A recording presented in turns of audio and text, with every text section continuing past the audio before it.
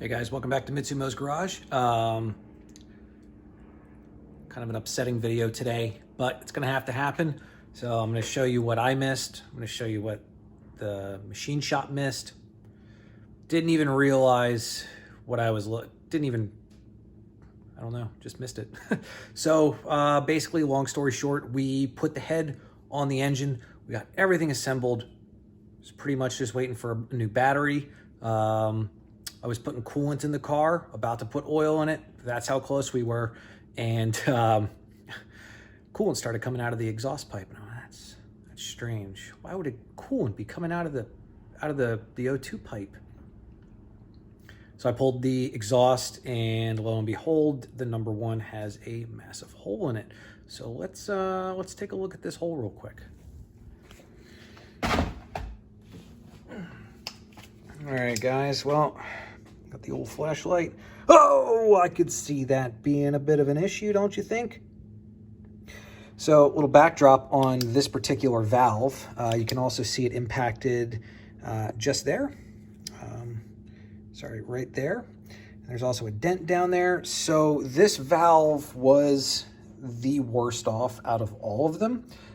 This valve came completely out and bent back around and impacted the piston in two different areas. So, but it was intact. So I don't know if it bent and punched a hole in that thing. I don't know, but I think the head's pretty much toast, and that's really upsetting because there was work put into this head. Both sides were very nice, and that's why I spent several $100s to fix this head instead of just paying $150 and getting another one and getting a quick deck and being done with it for like $200. Instead, I had bronze valve guys installed and had the valves cut to the new seats, had it decked, had it cleaned, did some more polishing myself, and it was a bombshell the whole time. So we got another head coming up. I can hear the wife in there yelling at the dog, probably attacking her. We've got another head lined up. We're gonna go get it this weekend. It's a good head, 7-bolt. I have two 6-bolt heads. I probably could have used those, but I don't have a good 6-bolt intake manifold. I only have an Evo 3 manifold for it and some 6-bolt stock ones. So I didn't want to go that route, but you know, it is what it is. So we're gonna get a new head. We're gonna clean it. I might do a little bit of port work. I don't really know. But we are certainly going to refurbish it, bring it back, make sure that it is up to par, make sure it's going to hold the boost, and then we are good to go. So heck yeah, I'll give you another update here soon. And until then, peace out. All right, guys, welcome back to Mitsumo's Garage. What happened? We got a head.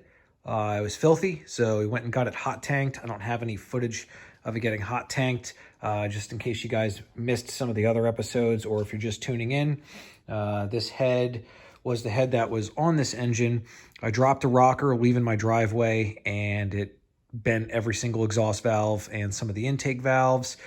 We had to rebuild the head, but what I didn't realize was the number one exhaust valve port had a hole in it. So spent X amount of dollars rebuilding this thing, putting all brand new Viton valve seals and getting it new guides put in, valves recut, everything else. It was ported, it was beautiful, and it was leaking coolant. So, you know, what can we do? Learn from our mistakes, learn to inspect better. Obviously, me and the machine shop missed it. So what I had them do was media blast it. This thing was pretty filthy in here.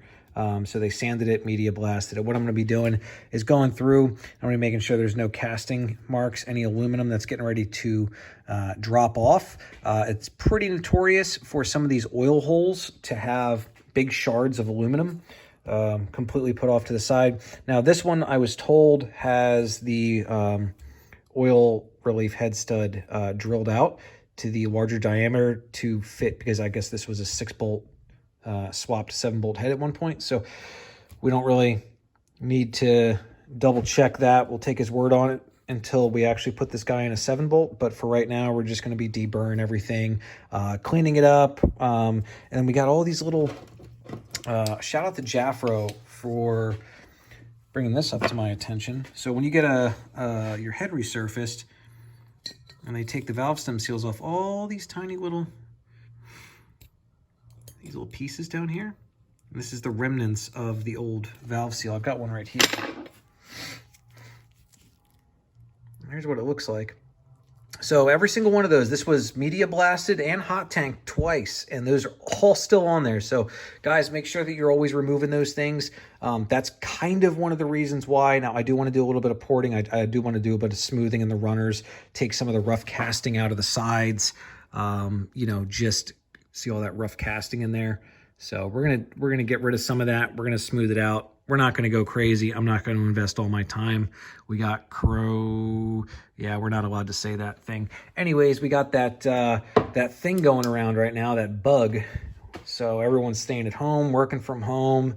Thankfully, my machine shop works from home. So they are unaffected. But we're going to be building this guy up. And hopefully getting the Evo 3 running very, very soon. Hopefully this month. And hopefully, because of all this craziness, that we can actually do some drag racing. So a little bit of an update. I'm going to get started on this. We're going to be doing some more work. We're going to be cleaning up the valves. We're going to be lapping them. We have some lapping compound here. And I got this snazzy thing off of Amazon. So we'll see. That's the valve lapping tool. It's got a little suction cup on it. And you put it in. You know, I know you guys, some of you guys are going to want to do this by hand. That's absolutely fine. By all means, you guys go ahead and do that.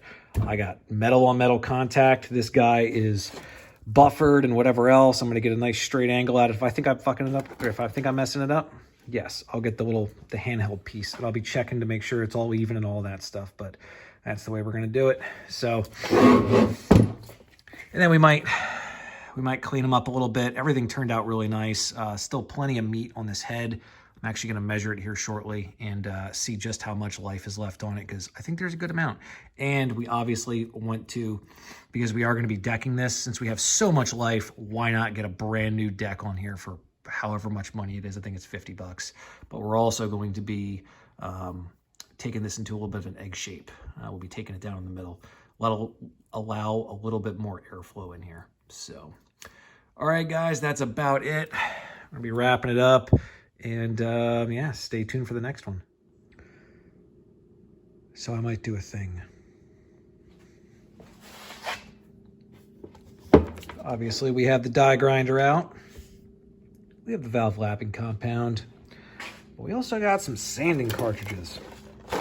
And we also, not exactly sure where they went, but we got a lot of little sanding discs, the little flappy ones that last a long time, get into tight areas. So we're going to do some cleaning. We're going to do some porting. We're just going to do it light. We're going to reshape. We're going to reshape these bowls a little bit. Not reshape them. We're just going to take all this bad, rough material out of there. I mean, look at that. Look at some of the trash that's left in here. That's just impeding flow. Let's get a better look in here. Look at that. It's filthy. Not in a good way. So we're going to do something about that. We're going to make this look real nice. Oh, that's actually a pretty darn good photo right there. Anyways, so we're going to end up doing this. So we're going to end up doing some light cleanup around the bowls. Obviously, you know, airflow is coming in. It's going up. The fastest part of that is the back here. I'm going to make sure that's nice and smooth, nice and transitional. We're also going to lap the seats. We're going to make sure that they're making good valve contact.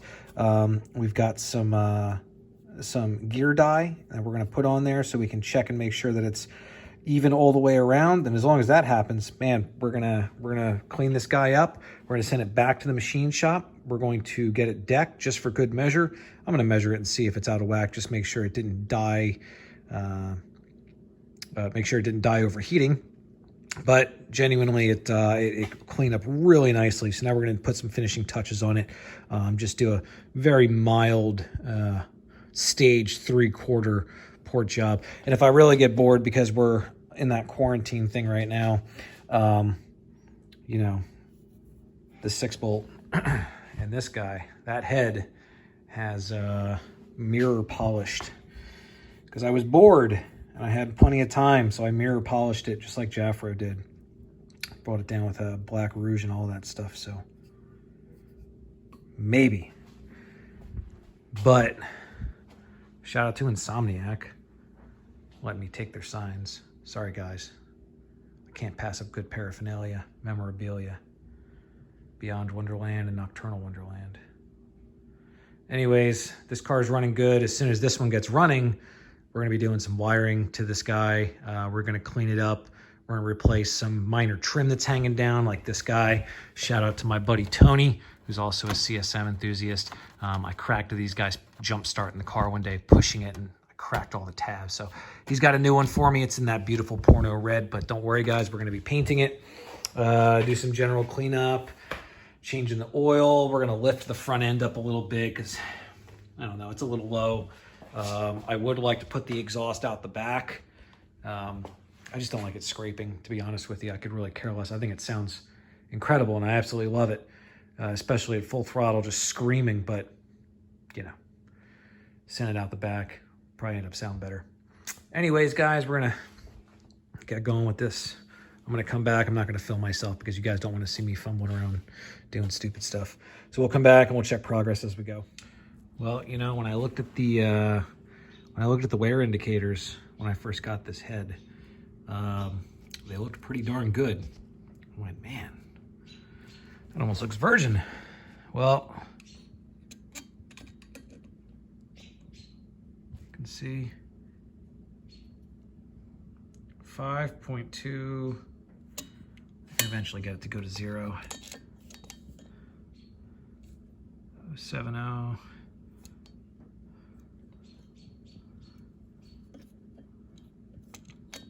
Jesus.